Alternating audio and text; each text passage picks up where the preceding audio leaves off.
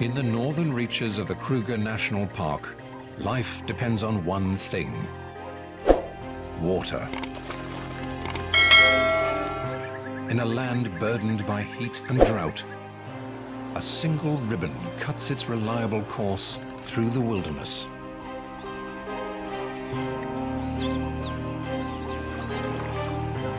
It's a lifeline to all creatures, great and small. In the height of the dry season, everything must come to the river. From dawn to dusk, animals converge on the banks of the Luvuvu as it winds its way through the many habitats of an area known as Pafuri.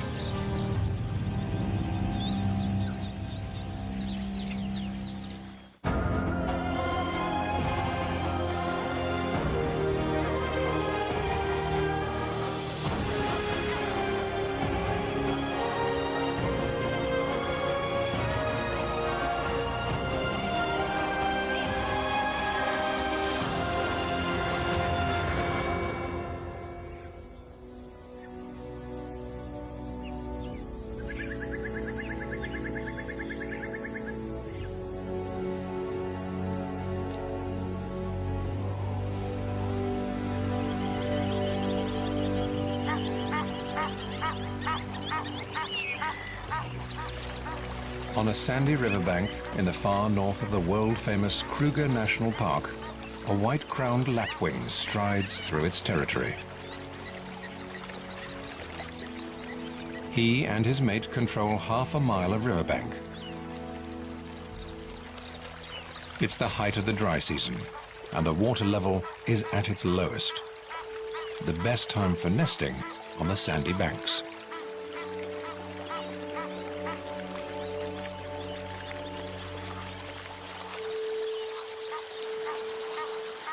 The Lapwing's river is called the Luvuvu, and it flows through a very special piece of wilderness known as the Pafuri.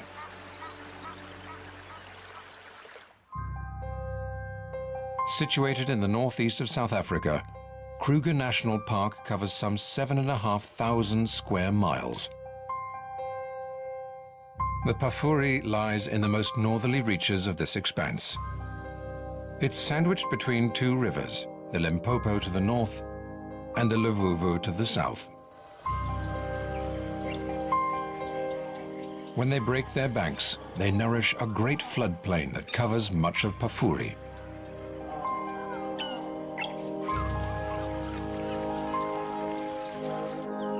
Here, lush lowlands feed herds of grazers, and iconic forests grow tall and green. Where less water gathers, hardier plants grow, adding to Pafuri's incredible biodiversity. Although it makes up just 1% of Kruger's total area, Pafuri is home to 75% of all the greater park species.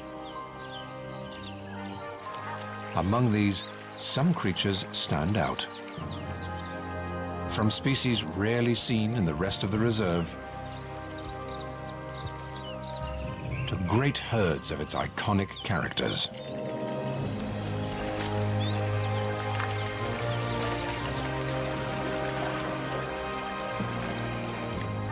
But above all the others, it's Pafuri's birds that set this place apart. More than 450 species make their homes here, the greatest diversity anywhere in Kruger.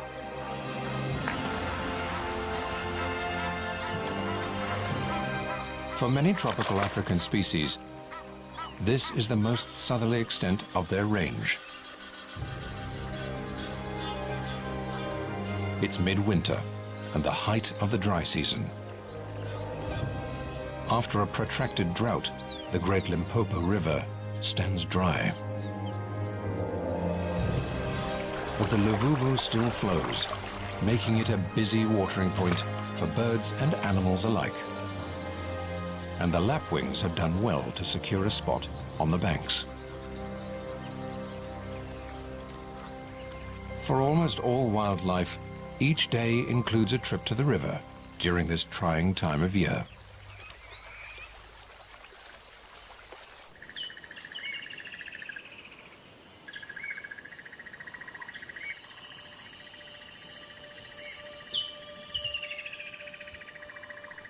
As morning dawns in Pafuri, a herd of waterbuck grazes on the marshy floodplain. With the males weighing up to 550 pounds, these are among Africa's most heavy-set antelope. They fuel their bulk by feeding on the most protein-rich grasses and herbs they can find. And during the dry season, it's the floodplain that provides. All this protein builds up a thirst, and waterbuck are among the most water-dependent of all antelope. As the day heats up, they'll move down to the Luvuvu to drink.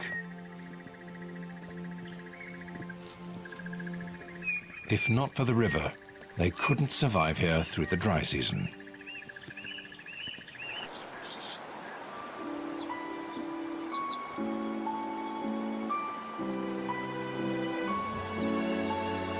The river flows from west to east across the park, shaping the landscape and attracting its wildlife.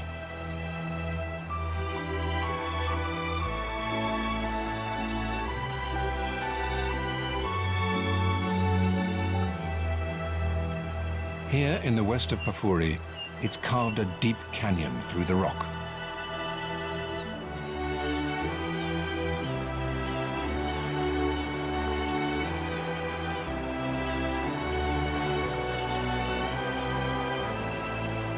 Known as Lana Gorge, it's testament to the Luvuvu's steady flow over the millennia.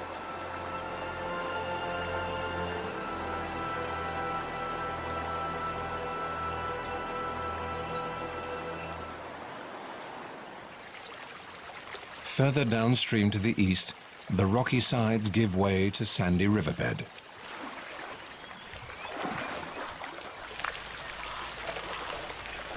Here, a young bull elephant has arrived early to quench his thirst.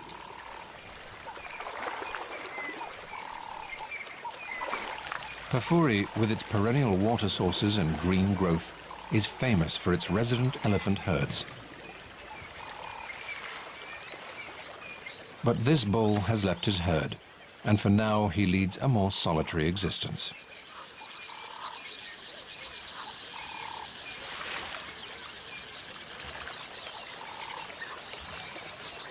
Social contact is an integral part of elephant life, and he will have spent his first 15 years in the company of his mother, siblings, aunts and cousins.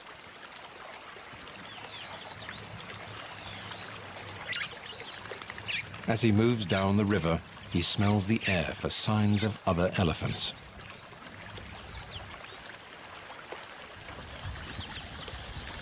If he can find a group of other bachelors, he may join them for the sake of companionship.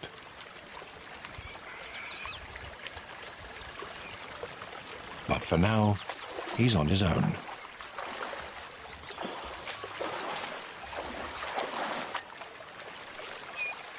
Just downstream, another group of social creatures makes their home.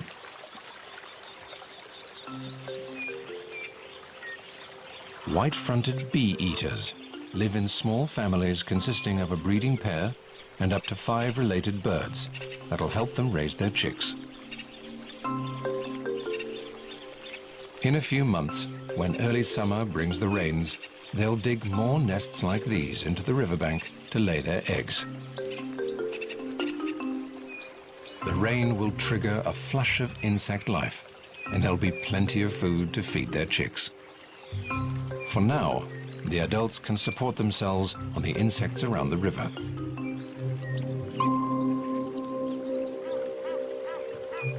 The little water in the Luvuvu is enough to attract a range of water birds, and each starts its day by finding food in its own way.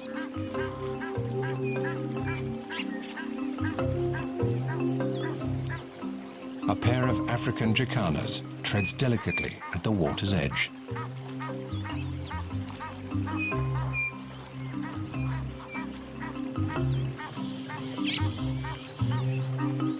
Their long toes help distribute their weight on floating plant life.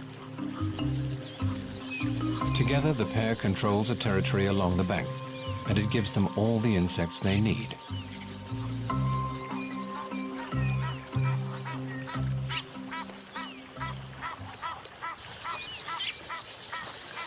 A pair of Egyptian geese forages on aquatic plants growing in a stream. They get stuck in, reaching down for the tastiest morsels. A hamarkop takes a more measured approach.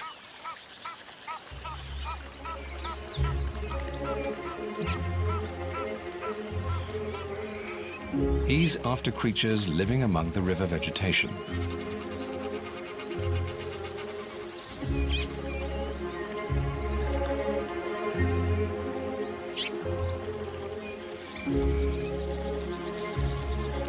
He prefers a breakfast of tadpoles, but he snaps up aquatic invertebrates too. For a three-banded plover, it's all about covering ground. He moves quickly along, pecking at the water's surface for insects and their larvae.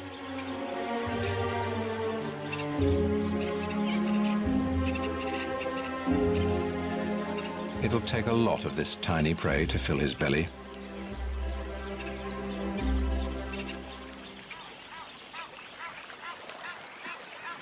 While some are enjoying the river's ample food supply, a great egret is finding things trickier. It's after fish and amphibians, but they're proving elusive.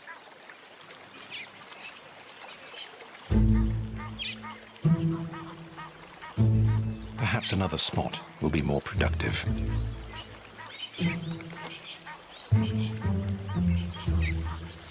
It readies itself for the strike, but fails again.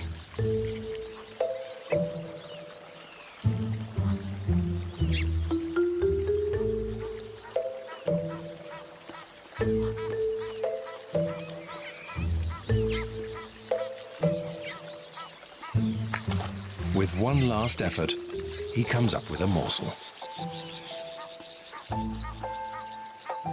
It's not much, but it's a start.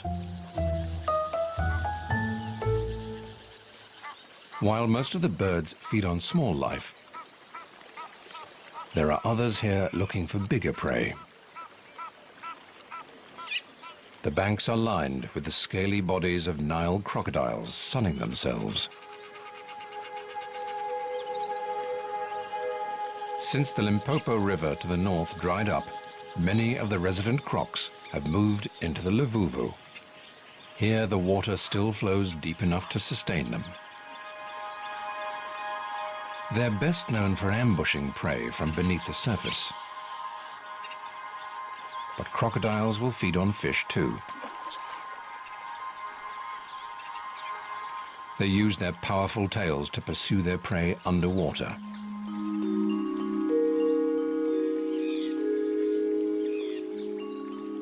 Despite their fearsome appearance, many other creatures seem comfortable in the presence of the crocodiles.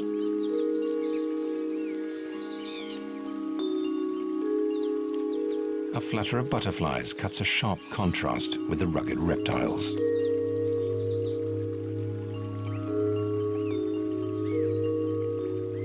They're gathered to filter nutrients from the bank's muddy puddles.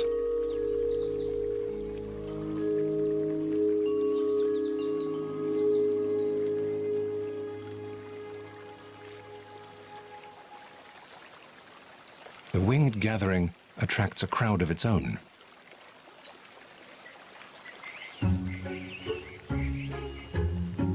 Bee eaters. The picky birds scrape the wings from their prey before devouring them.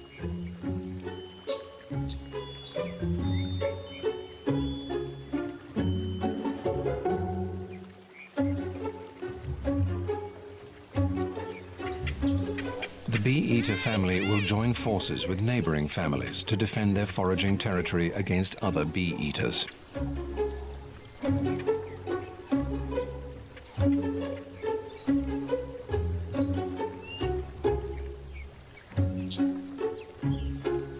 The river's water is a magnet to insects in the dry season, and the bee-eaters can't risk sharing their private food store.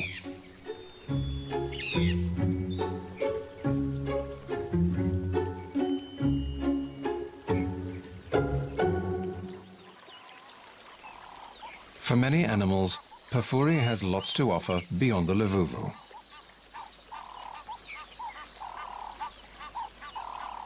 The teenage bull leaves the river to make his way through the bush, looking for companions.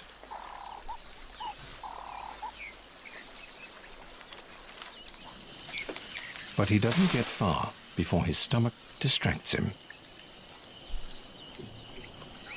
A full-grown elephant bull can weigh up to 5 tons.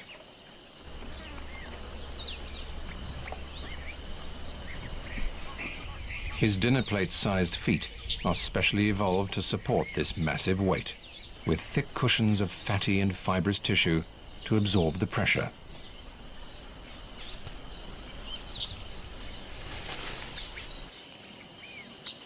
His trunk is the perfect tool for reaching the best leaves high in the trees. The riverside vegetation is his first snack on his day's quest for company.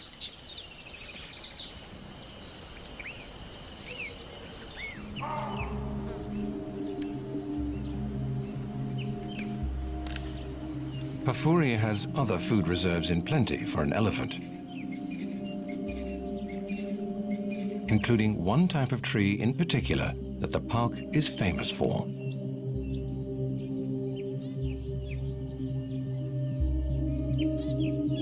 Known as fever trees, their smooth yellow-green bark is unmistakable.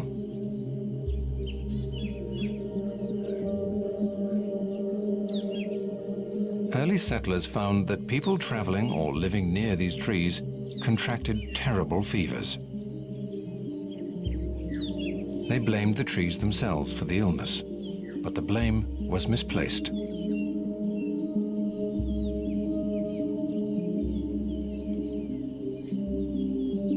Fever trees favor moist areas and often grow near swamps, the favorite breeding grounds for the real culprits, malaria-carrying mosquitoes.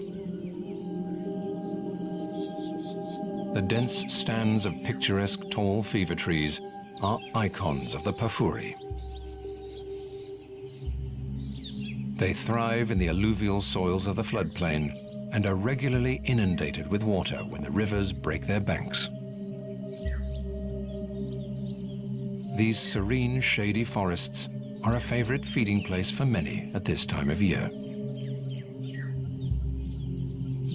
A lone eland grazes quietly on the undergrowth.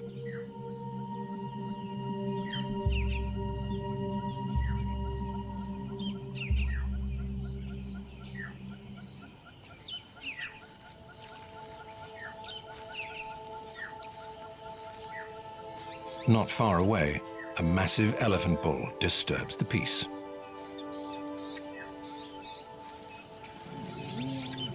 He strides through the forest in a foul mood.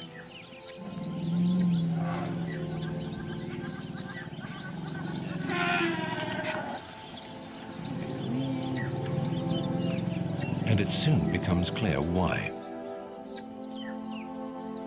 He has a handicap to his most powerful tool.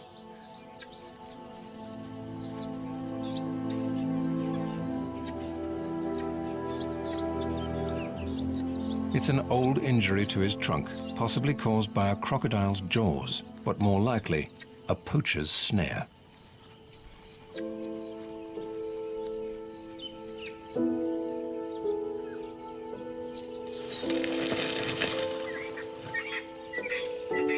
He can't fully extend it vertically to reach leaves.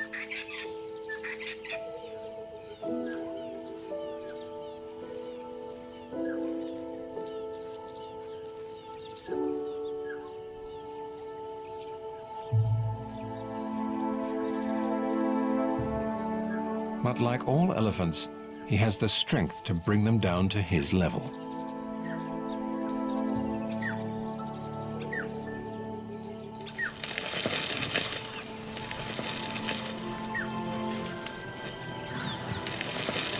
Once he chooses a tree, his incredible power takes care of the rest.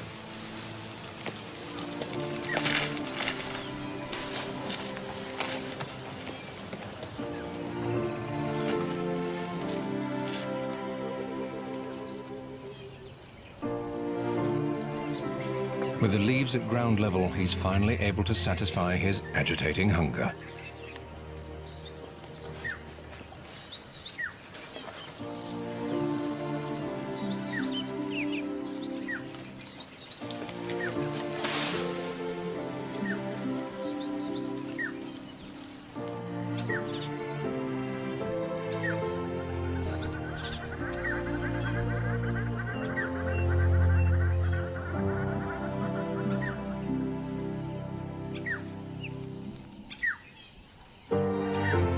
Having eaten his fill, he moves slowly off through the forest.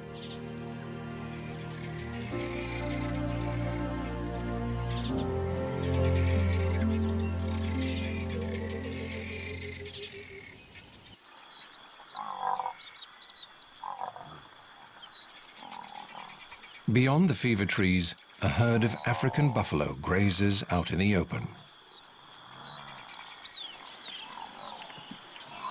The grasses grow tall on the floodplain, but they're dry and tough at this time of year. This doesn't faze the buffaloes.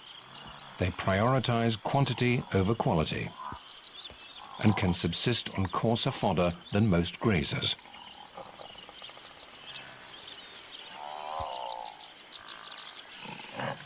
The herd is a moving restaurant for oxpeckers that pick away at pests and parasites.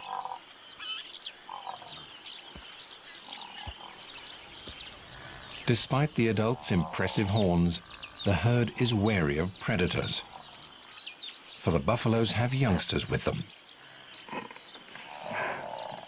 Eventually, they've had enough time in the open and head for the cover of Mopani thicket. These dense woodlands thrive on Pafuri's higher ground and add yet another habitat to the park. Mopani is well known for its ability to withstand dry conditions. In the heat of the day, the butterfly-like leaves fold closed to reduce the surface exposed to the sun and minimize water loss from evaporation. They're also a fantastic source of protein for Pafuri's animals. But today it's a brown snake eagle that makes best use of the golden trees. It could perch up here for hours, searching its surroundings with piercing eyes for its favorite prey of snakes. When it spots one, it'll swoop down from its perch, crush the snake's spine, and swallow it head first. For now, it stretches its feathers leisurely and surveys the comings and goings below. With raptors like these around, Pafuri's smaller inhabitants must keep a careful eye out.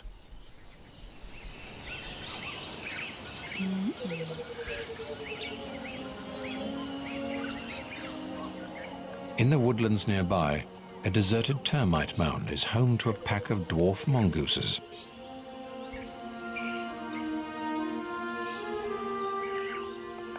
As the day heats up, the adults emerge from their burrow, one by one.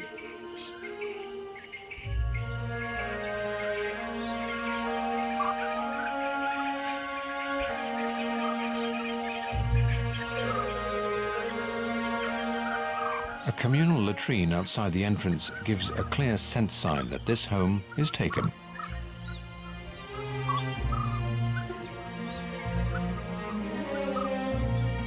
At less than 8 inches long, they have little defense against predators. But the family of 14 watches each other's backs.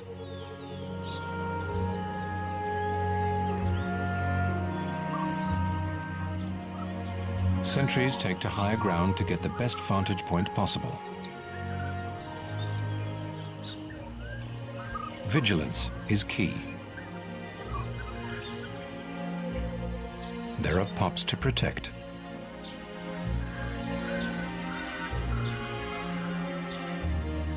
They're the offspring of the dominant male and female, and they're around 6 weeks old.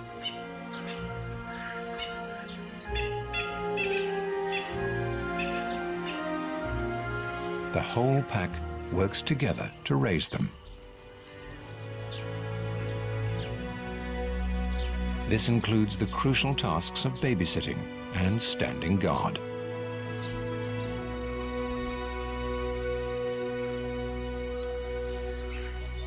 Subordinate females help suckle the young, some without ever having been pregnant themselves.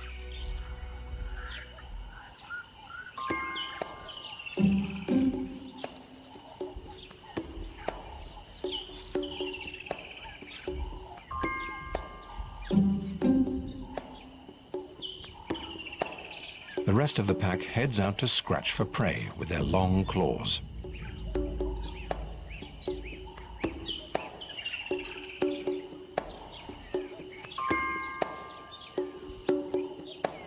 In the undergrowth of the dry woodland, there's plenty of food to be had.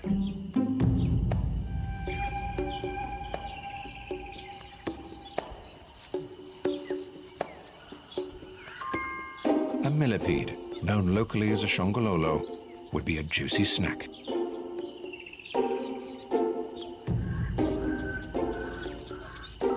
Despite its many legs, it's a slow mover. It must make good its escape before the mongooses sniff it out.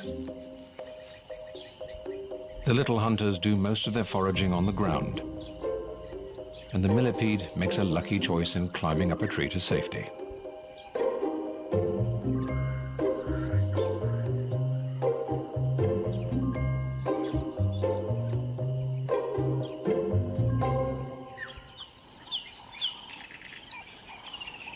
While the mongooses carry out their scuttling hunt, others plod slowly and steadily through the morning. An elephant mother is on the move with 2 youngsters. They've drifted from the herd to search the dry woodland for good fodder.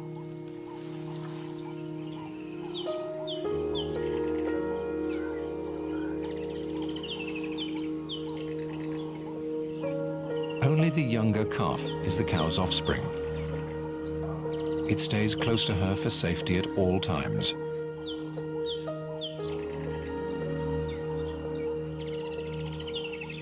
The whereabouts of the other calf's mother is difficult to tell, but it's a sad possibility that poachers have killed her for her tusks.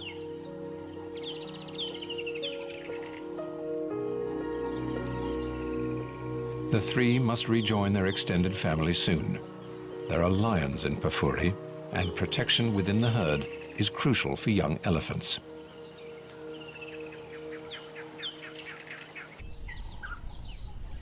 Away from the Luvuvu, a few small wetlands persist. This pan formed from runoff surface water during the last rains, and there's enough here to last the dry season.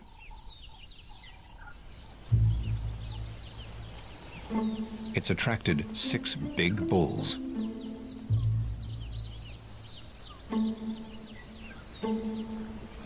Among them is the young bull that was in the river this morning. The gathering at the water offers him some company at last. The heavyweight with the injured trunk is here too. Neither can compete with the biggest of these bachelors. He wears a tracking collar, and researchers have been following him for the last 10 years.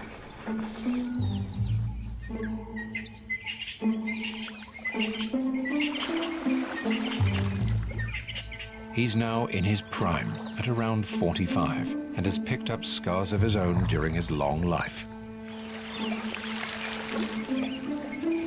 If all goes well, he could live to around 60. The other bulls give him plenty of space at the thirst-quenching water.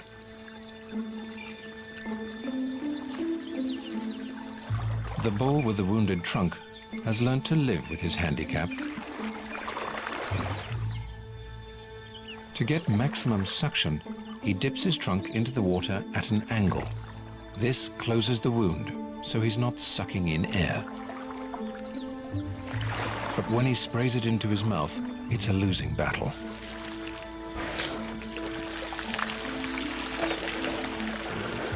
It's the elephant equivalent of drinking through a punctured straw.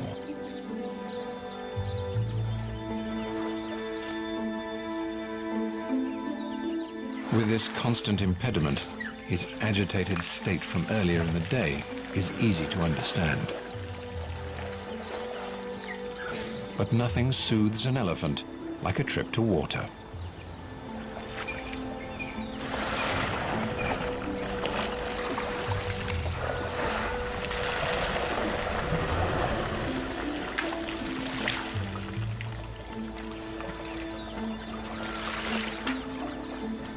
And it always involves a good splashing.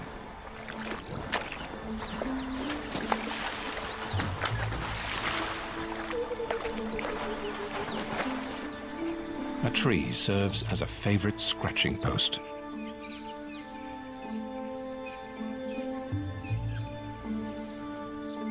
And a final layer of dust will protect against the hot afternoon sun.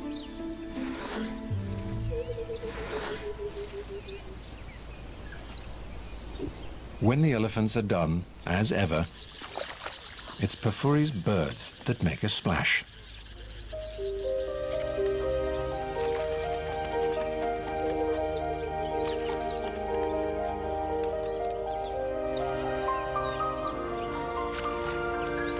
Fork-tailed drongos bathe themselves by plunging briefly into the water before flying off.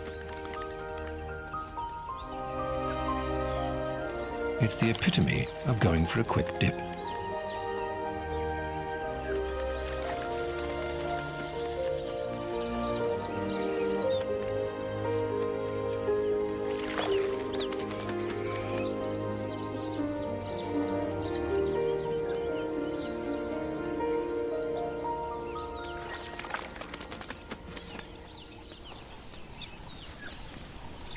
A small herd of impala arrives for a quick drink.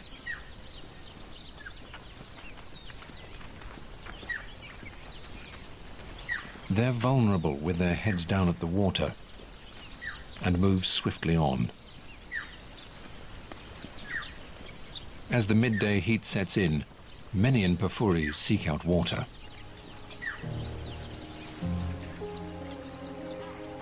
The afternoon is especially busy on the banks of the Luvuvu.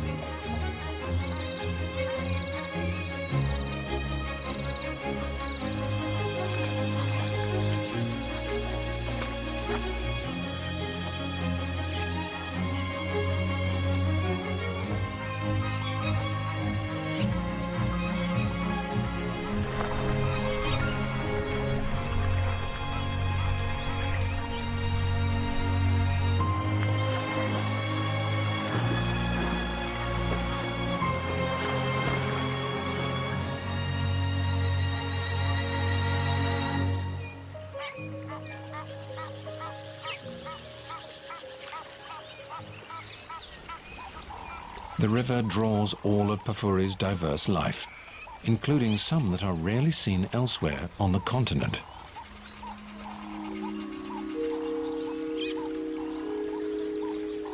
Nyala are particularly shy antelope, sticking to densely wooded areas, usually near water.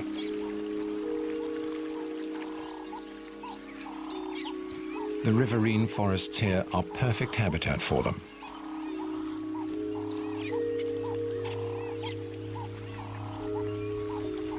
As thirsty as they may be, they're cautious around the water. This is crocodile territory. Across the river, a female Nyala has arrived with her 2 offspring. They're just as cautious as the males, and for good reason.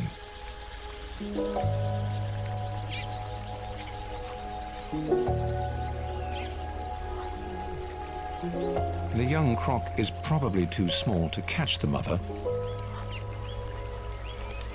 might stand a chance against the fawn, and they're not taking any risks.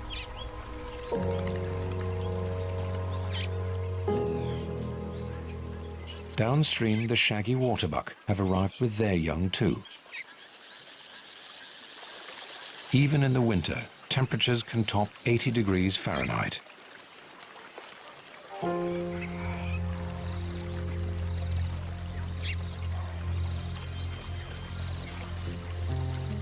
The soft, moist sand offers some cool relief.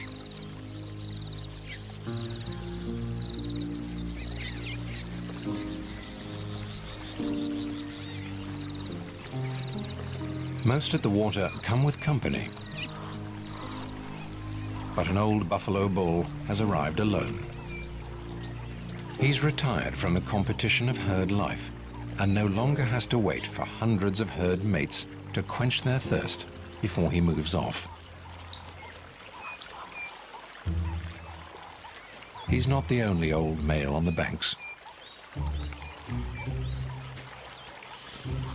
The warthog boar's huge facial lumps are testament to his age.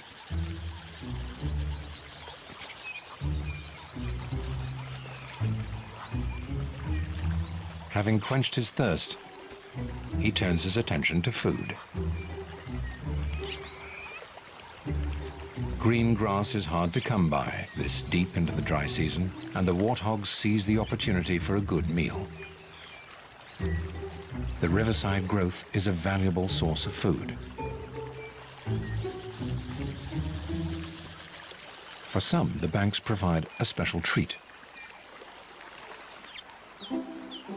The seed pods of an acacia tree are a favorite snack for Chakma baboons.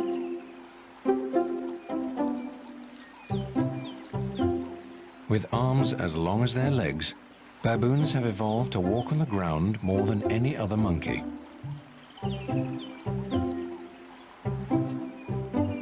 But the youngsters are completely comfortable in the tree, even as they pick their way between the thorns.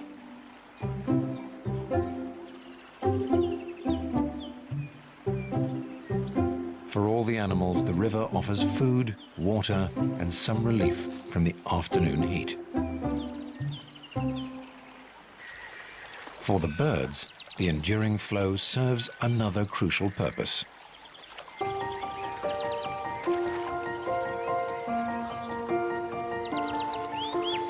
Most birds must bathe to keep their feathers in tip-top condition for flying.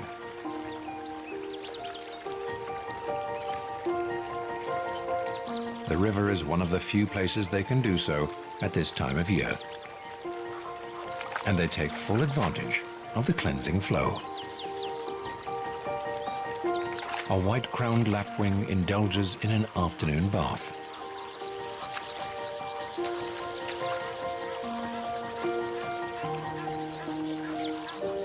Bathing isn't the only important part of feather maintenance.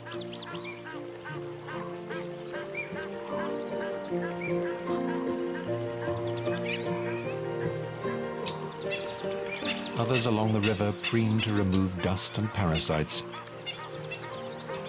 and carefully organize each feather into its proper place.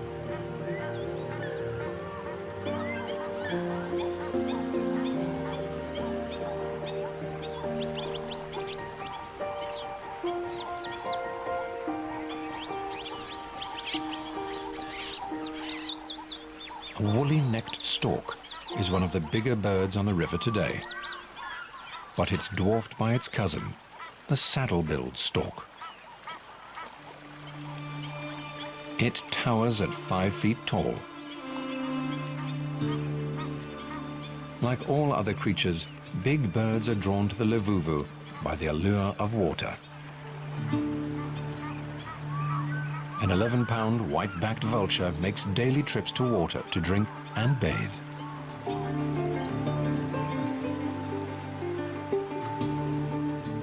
But among all of Pafuri's birds, one species rules the roost. As their name suggests, African fish eagles specialize in catching fish. Unlike the smaller birds, the low-flowing river offers them little in the way of food here. But the eagles are resourceful. They prey on a variety of smaller life, including water birds. They're also fearless thieves, stealing prey from others as big as the saddle-billed stork. All this makes them formidable river mates for the other species.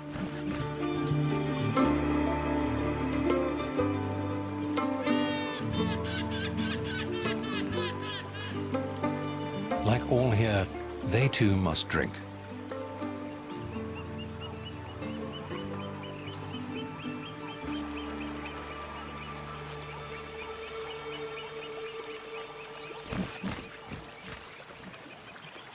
The trickle of the river here is enough to satisfy the birds' needs, but there is one resident of Pafuri whose demands are far greater.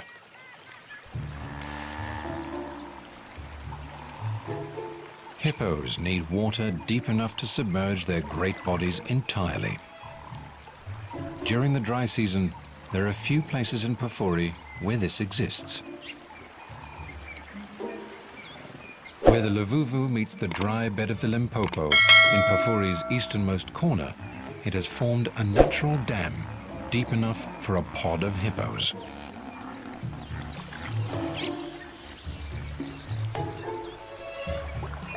These huge animals have sensitive skins and spend most of their days submerged to escape the heat of the sun.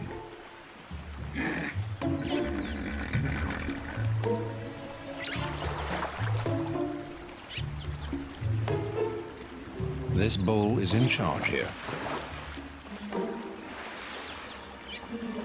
Should he need to assert his control, he can open his jaw to 150 degrees, bearing 20-inch long tusks.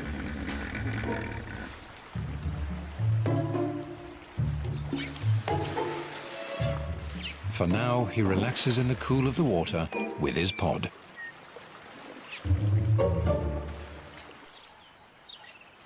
At the end of the Luvuvu, the riverbed of the Great Limpopo shines white under the afternoon sun. Known as Crook's Corner, this point forms the border between three countries: South Africa to the southwest, Zimbabwe to the northeast, and Mozambique to the east.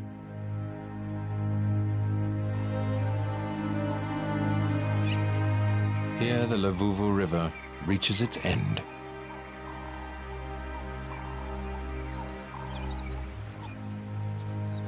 After flowing steadily eastward, it meets a boundary it cannot cross in the broad sandy bed of the Limpopo.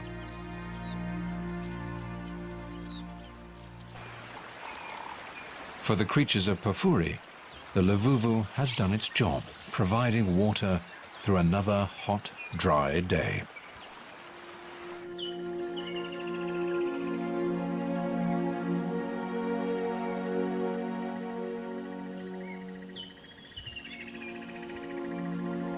As evening sets in, the waterbuck are back, grazing on the floodplain.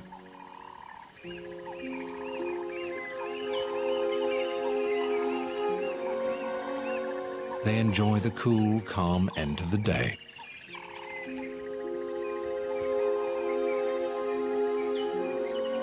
The young elephant mother and her calf have found their herd as they emerge to cross the plain for a drink in the river.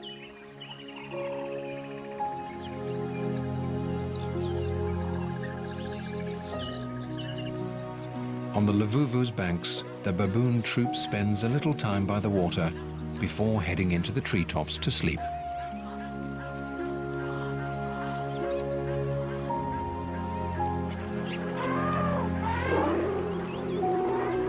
The river is a picture of peace until the elephants get here.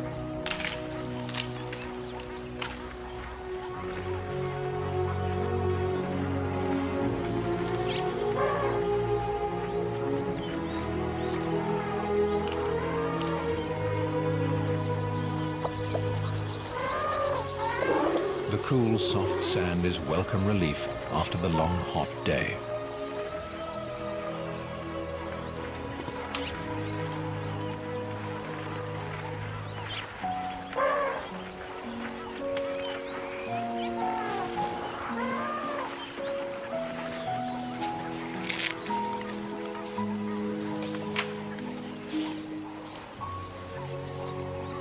The Luvuvu's banks are the site of a reunion.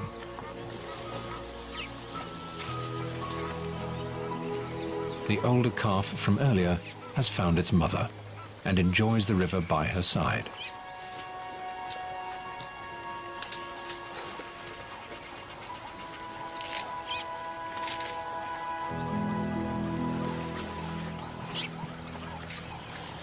The herd takes its time to refuel with food and water.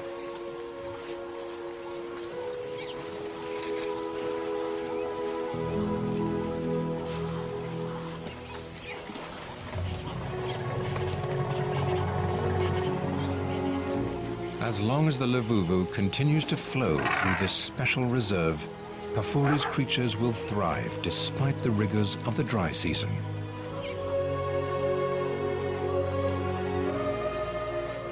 Sooner or later, heavy rains will come.